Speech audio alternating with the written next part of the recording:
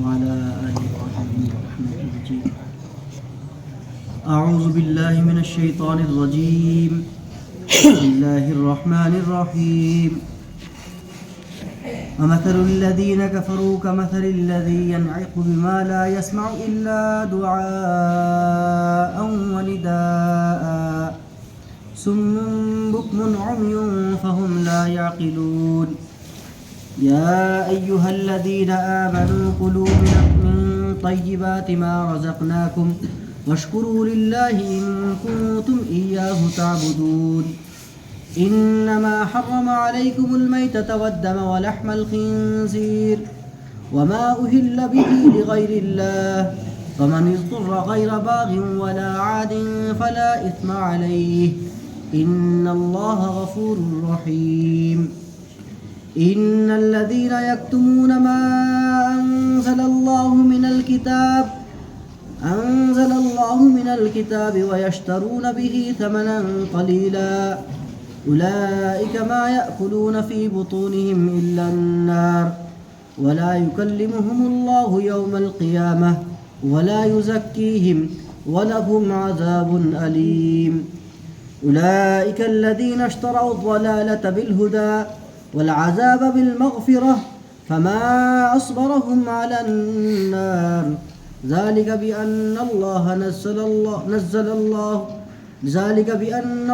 نزل الكتاب بالحق وإن الذين اختلفوا في الكتاب لفي شقاق بعيد. صدق اللہ العلی العظیم. گزشتہ ہفتہ ہی بات چیت چلی تھی حلال اور پاک چیز کھانے پینے کی، یاد ہے؟ جی.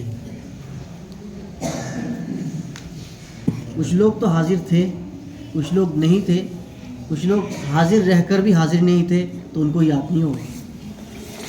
تو بھائی ایسا نہ ہو کہ آپ یہاں بھی رہے اور رہے بھی نہیں.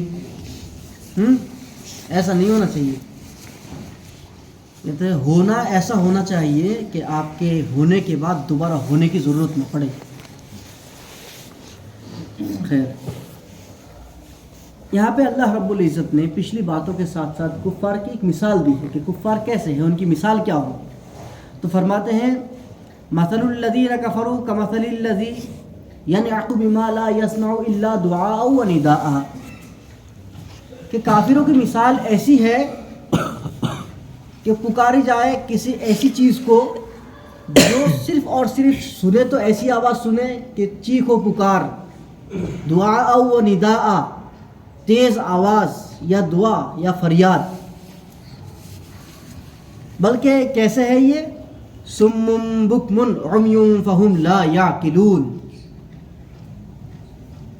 یہ بہرے، گونگے، اندھے ہیں بلکہ ان کی عقل ٹھپ پڑ گئی، ان کی عقل بالکل ختم ہو چکی ہیں. اسی وجہ سے تو ان کے سامنے بار بار قرآن کی آیتیں نازل ہو رہی ہے، ان کے سامنے یہ سن نہیں رہے، ان کے سامنے اللہ کے رسول صلی اللہ علیہ وسلم کے معجزات ظاہر ہو رہے ہیں، یہ دیکھ نہیں رہے، یہ حق کو اچھی طرح سے سمجھ رہے ہیں، اس کے باوجود بول نہیں رہے. تو یہ اندھے بھی ہیں، یہ بہرے بھی ہیں، یہ گونگے بھی ہیں. بلکہ یہ اس بات کو سمجھنے کے باوجود کہ یہ دین، یہ اسلام، یہ حق ہے، جنت اور جہنم حق ہے، اس کے باوجود یہ کفر پر اڑے ہوئے ہیں، لہٰذا ان کی عقل بھی نہیں ہے. یہ کیا ہے؟ بیوقوف اور الو کے پٹھے ہیں. یا پھر اللہ رب العزت ابھی جو پچھلے ہفتے اس آیات میں دہرایا اس بات کو، پھر دوبارہ اللہ کہتے ہیں کہ یا ایھا الذین آمنوا کلوا من طیبات ما رزقناکم، اے ایمان والو، جو اللہ رب العزت نے تمہیں طیب، پاک، حلال، بہتر، اچھی چیزیں جو تمہیں عطا کی ہے ان میں سے کھاؤ. کیا ضرورت ہے کہ تم گندی چیزیں جو سالہ سال تک اسے سڑایا جائے اور اس میں نہایت ہی بدبو ہو، ایسی شراب پینے کی کیا ضرورت ہے کہ جو خود بدبودار ہے اور اسے پینے کے بعد پھر خود بھی نالی میں منہ دے کے پڑا رہتا. खुद भी गंदगी में मुंह दे के पड़ा रहता। तो खाना क्या है, अल्लाह रब्बुल इज़्ज़त कहते हैं अरे भाई तुम्हारे लिए हमने इतनी चीज़ें पैदा की हैं, जो हलाल है वो हलाल चीज़ें खाओ, हराम चीज़ें खाने की क्या ज़रूरत है। हलाल रास्ते हमने तुम्हारे लिए इतने बनाए हैं, उन हलाल रास्तों से कमा कर खाओ, क्या ज़रूरत है हराम रास्ते इख्तियार करने की। हलाल रास्ते में रहकर हलाल तरीके से खाओ।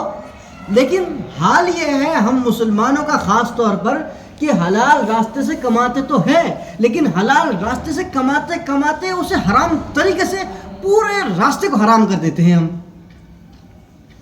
अच्छा खासा कमा रहे होते, बिजनेस कर रहे, फेरी फिर रहे, रिक्शा चला रहे, मजदूरी कर रहे, हलाल है, सबसे बेहतरीन कमाई है, लेकिन करते क्या है, उसी में ज़रा सी नाप तोल में ज़रा सी कमी कर दी, कस्टमर के साथ झूठ बोल दिया, 2 रुपये 1 रुपये की फ़ायदे की खातिर, और अपने तमाम हलाल कमाई को बर्बाद कर देते हैं।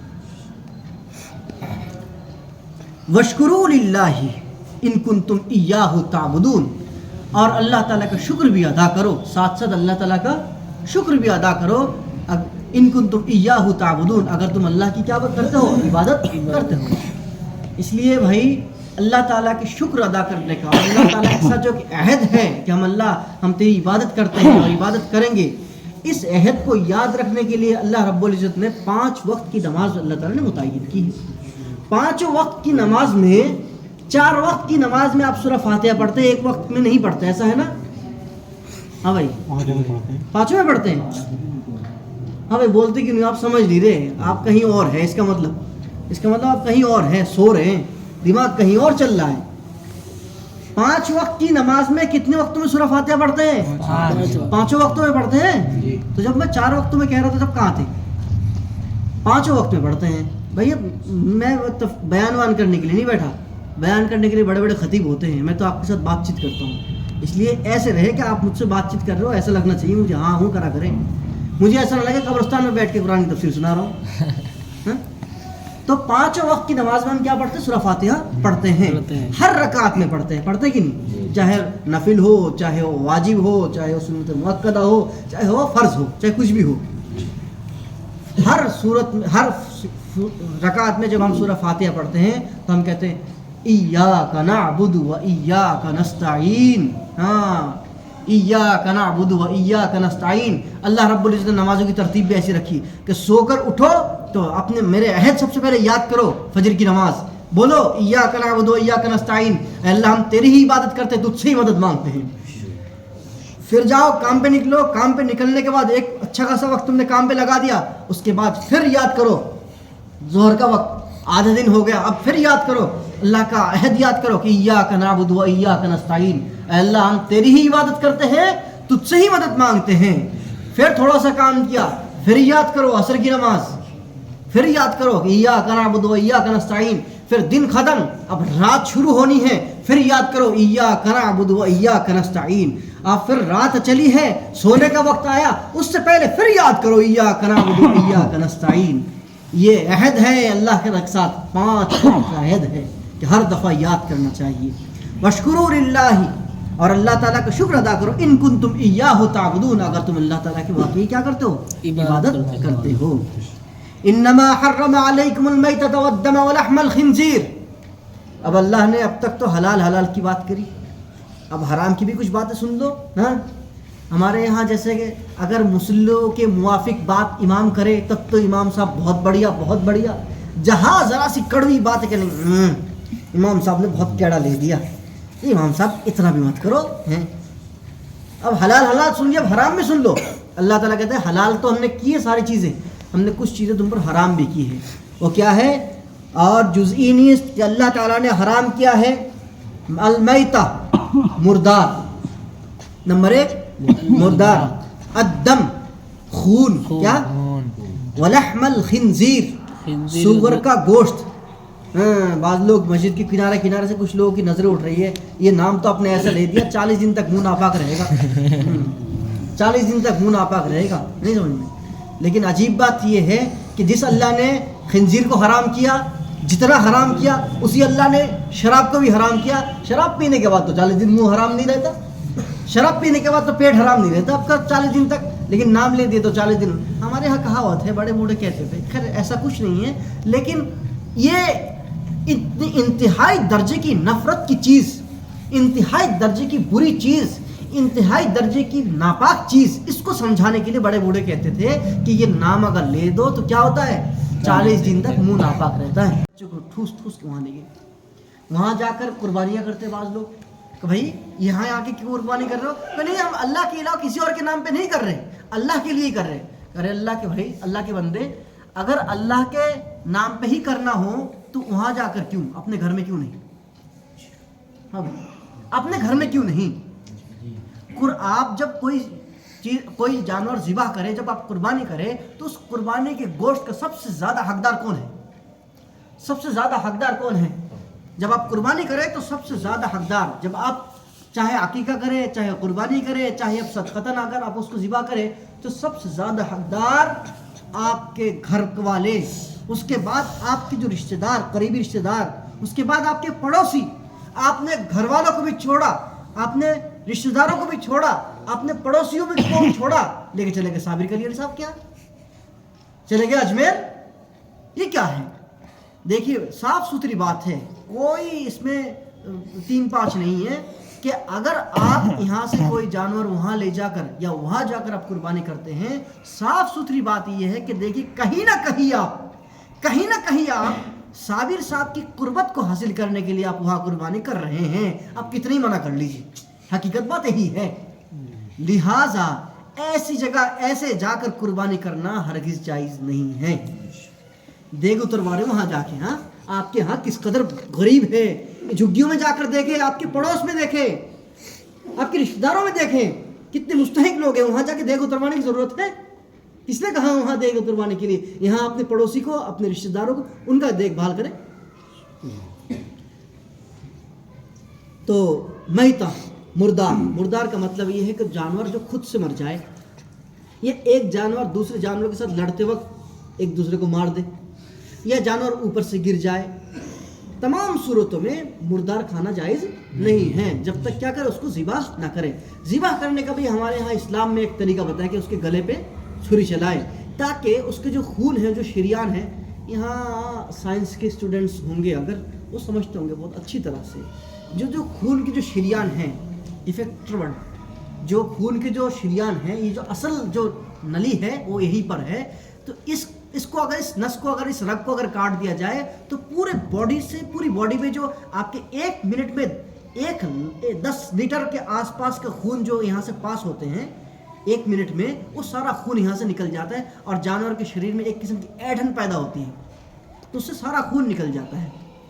वरना सिखों के यहाँ भी है कि एक वार में ही बकरी ख़त्म।